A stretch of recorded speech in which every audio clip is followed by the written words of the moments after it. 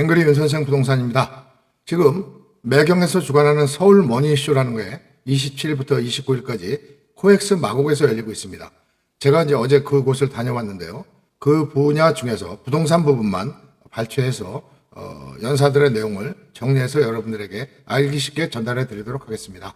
어제 내용 중에 이제 가장 핵심 내용은 지금 이제 전세가율 문제를 언급을 했고요. 그 다음에 이제 공급 부족에 대한 문제, 또 재건축, 재개발 투자에 대한 어떤 전략, 이런 것들과 함께 2026년도에 시장 방향에 대해서 한번 정리를 해보는 시간을 갖도록 하겠습니다. 지금 이제 전세가율이 많이 붕괴되어 있습니다. 지금 보통의 경우에는 전세가가 오르면서 매매가가 상향되는 이런 모습을 보이는데 지금은 전세가율은 40%대를 유지하면서 매매가만 과열된 이런 시장을 형성하고 있다는 것입니다.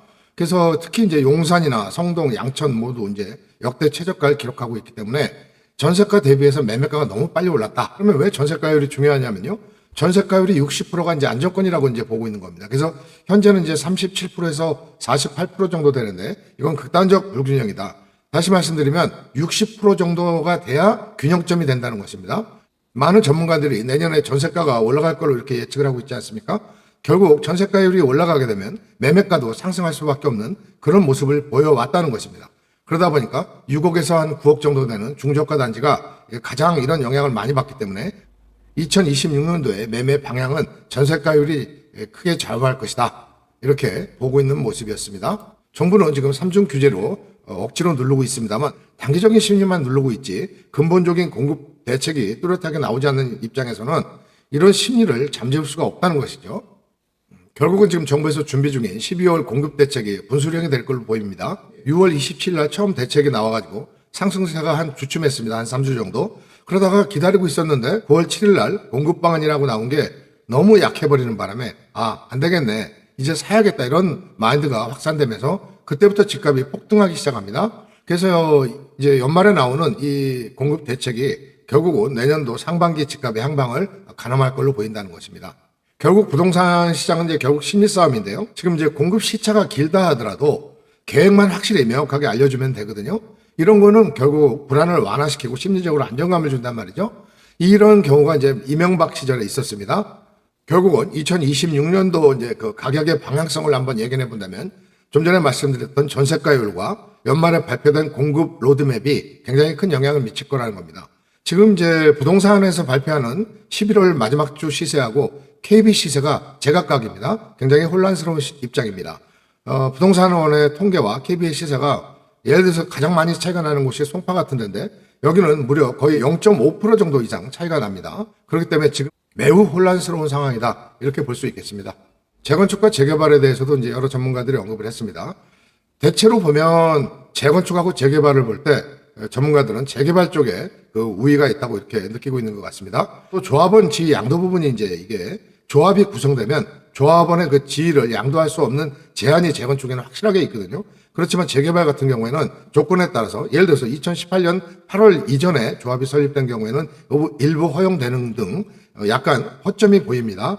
또 토지 거래 허가 같은 경우에는 이제 재건축 같은 경우는 대부분이 적용되지만 재개발 같은 경우에는 이제 빌라만 위주로 이렇게 되기 때문에 영향이 매우 작다 이렇게 볼 수 있겠고요. 이제 실거주 부담이 굉장히 큰데 반해서 재개발 같은 경우에는 조건에 맞는 경우 아직도 갭 투자가 가능하다는 점이 장점이라고 말씀드릴 수 있겠습니다. 지금까지 했던 재건축은 주로 저층에서 고층으로 하는 거였기 때문에 수익성이 꽤 좋은 편이었습니다. 근데 지금 이제 최근에 이루어지는 아파트들의 재건축은 거의 중층입니다. 다시 말씀드려서 15층 내외의 중층 재건축을 하다 보니까 수익성이 하락할 수밖에 없고요. 용적률이 300% 내외 한계라는 점, 또 건축비가 급등하지 않았습니까?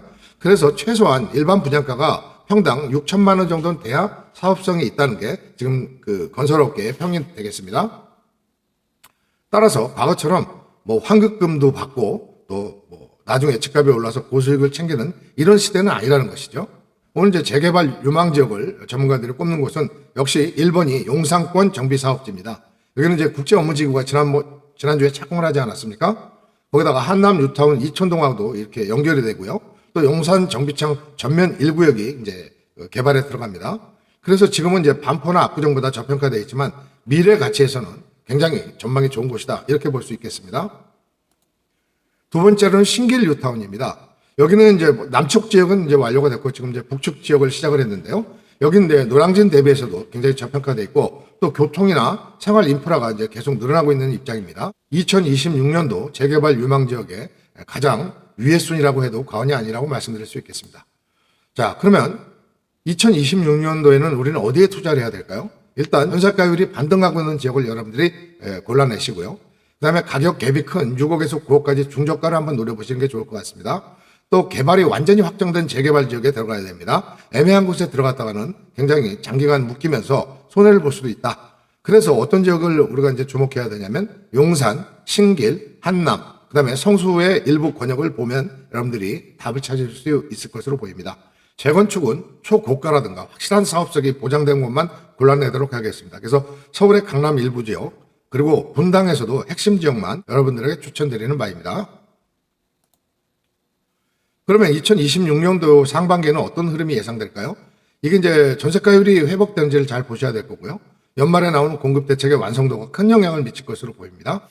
물가와 부동산 가격 상승에 따른 그 영향으로 어제도 이제 한국은행에서 금리를 2.5%로 기준금리를 이제 동결을 했습니다.